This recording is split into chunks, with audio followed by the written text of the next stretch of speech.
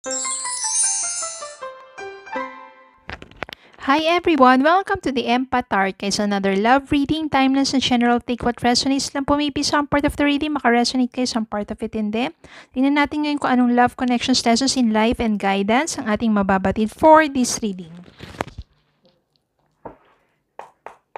Spirit guides and may messages. Anong love connections, lessons in life, and guidance ang nais yung ipabatid sa amin. Mga aral at gabay sa buhay pag-ibig. Anong nais po ninyong iparating sa amin?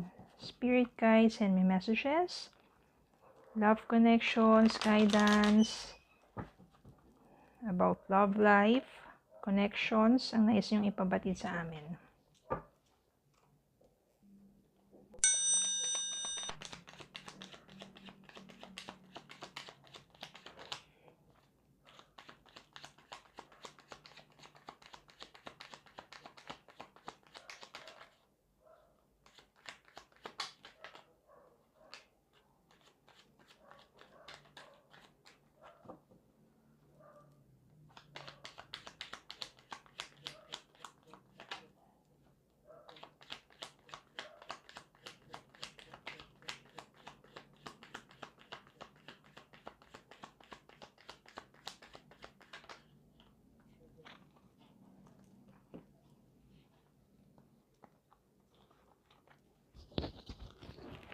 Okay, meron tayong the Star, 9 of Cups, 5 of Cups, 8 of Cups,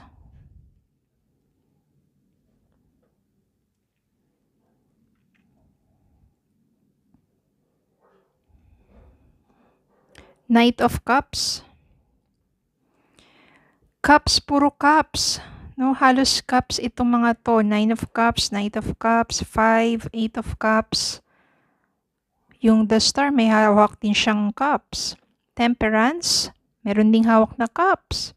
So, malakas ang energy ng, ito may 4 of Swords, ng mga water sign dito. Cancer, Scorpio, Pisces. Malakas ang energy ng mga water sign dito sa reading na to, but not necessarily para sa kanila lang ito. Sila lang yung mas malalakas na energy. King of Swords. So maybe this is between Cups and Swords. So mga water at saka air sign. Okay? Dito, 8 of Cups at saka yung 5 of Cups, ito yung mga energy na kung saan yung person mo na lumayo sa'yo, yung person mo na nang iwan sa'yo, ngayon nakakaramdam na ng matinding kalungkutan, regrets, pagsisisi at kung ano-ano pa, no, sa kanyang damdamin. Yung mga bagay na pinagsisisihan niya na ginawa niyang iwan ka, nagawa niyang iwan ka. Maybe kung ano mang kadahilanan yan, kung meron man third party or wala siyang lakas ng loob para ipaglaban ang pag-ibig niya para sa'yo, o hindi ka niya naging priority, o kung ano-ano pa man, kung ano pa man ang dahilan na yan, at iniwan ka ng person mo, ngayon, lubos na siya nagsisisi. Full of regrets, loneliness, sadness, sorrow, no?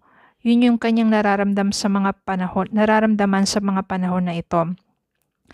And ikaw kasi parang kahit papaano nalagpasan mo na yung lungkot nang iniwan ka ng person na to, kasi you're very hopeful with your life. No, parang at saka nararamdaman mo rin you have that gut feeling or yung intuition mo na babalik sa'yo tong person mo na to. At yun ang mangyayari. Your person, although slow moving siya, ibig sabihin, hindi siya yung ganong na mabilis yung mga actions na ginagawa niya just to reach out to you, pero slow moving Parang nananan siya, nakikiramdam muna sa'yo, pero ikaw ito, you are relaxed, ayaw mo na ng mga drama, ayaw mo ng kung ano-ano pang, di ba, yung mabigat na mga eksena pa. You are just relaxed. Yung person mo naman slow moving, pinakikiramdaman ka muna, no? Kung paano siya mag-reach out sa'yo, kung sa anong paraan, at kung ano yung mga bibitawan niyang salita. Especially kapag nag-usap na kayo, you just need to have patience. No, kung gusto mo na makausap tong person na to, although slow moving siya, ibig sabihin, kung gusto mo na siya makausap, hindi siya basta-basta na magpaparamdam pa, pero slowly but surely ang ginagawa niya. Itong taong to, nagkaroon na ng maturity at magkakaroon kayo talaga ng communication with this person, and mas paiiralin nyo na yung mind. No, yung kumbaga, hindi na puro emosyon. So pag nag-usap kayo, hindi na puro emosyon. Mas matalinong pag-uusap na niyan. Maybe you are talking about yung issues sa past.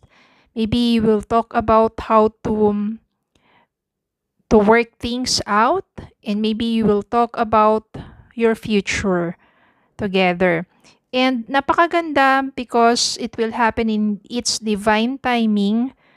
Maybe if the right time na talaga na makapag-usap kayo, mag-reach out sa'yo tong person na to, yun talaga yung perfect timing for you to get along.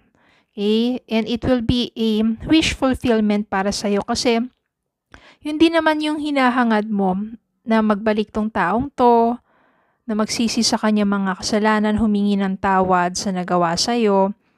And ang lakas talaga ng gut feeling mo. And it will be a wish fulfillment para sa'yo at para na rin sa taong yon. Because you give this person another chance. You give, both of you give each other a chance to be reunited, to talk things out, to clear things out, and to have another chance to be together. So, it will happen in its divine timing. Maybe kapag may lakas na ng loob tong taong to na harapin ka. And, nandiyan na yung may forgiveness. Ito po, ang forgiveness, hindi po yan para sa kanila, kundi para din sa sarili mo, for your peace of mind. Because when you forgive, you are letting go of the pain, you are letting go of all the hatreds, resentment. Ino-offer mo na yung pain na yon kay God. And when you offer that pain to God, and when you forgive that person, no matter how painful yung mga bagay na naranasan mo sa kanya, no, pinapakawalan mo yung sarili mo, yung energy of bitterness yun sa puso mo, at magkakaroon na ng puwang of love and joy. More blessings will come into your life when you forgive someone. Okay?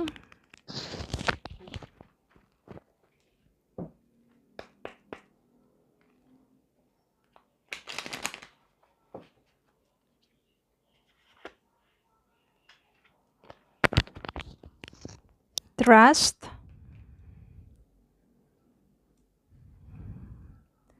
Meditation brings answer.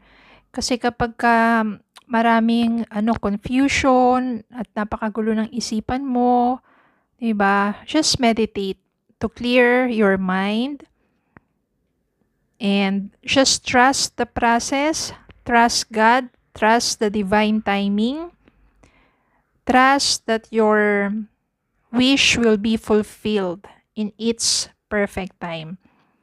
Okay, so maganda naman ng energy ng reading na to dahil yung person mo na umalis ay muling nagbabalik dahil nakakaramdam na siya ng lahat ng mga pagsisisi and hingi ng tawad, at it will be a wish fulfillment for both of you to talk things and to maybe have a new start, a new beginning sa relationship ninyo. Okay, why not? Bakit hindi, di ba? If this person deserves to have another chance, why not? If you both deserve another chance, why not? If you still love each other, nagkaroon lang ng hindi pagkakaunawaan, di ba? Why not this time? Ayusin, plansyahin ang anumang gusot, pag-usapan na mabuti, magkaroon ng kapatawaran, and to start over again. Okay, so yun lang po. Maraming salamat po for watching. Please don't forget to like, share, comment, and subscribe. Follow me on Facebook and TikTok. Have a good day po and God bless.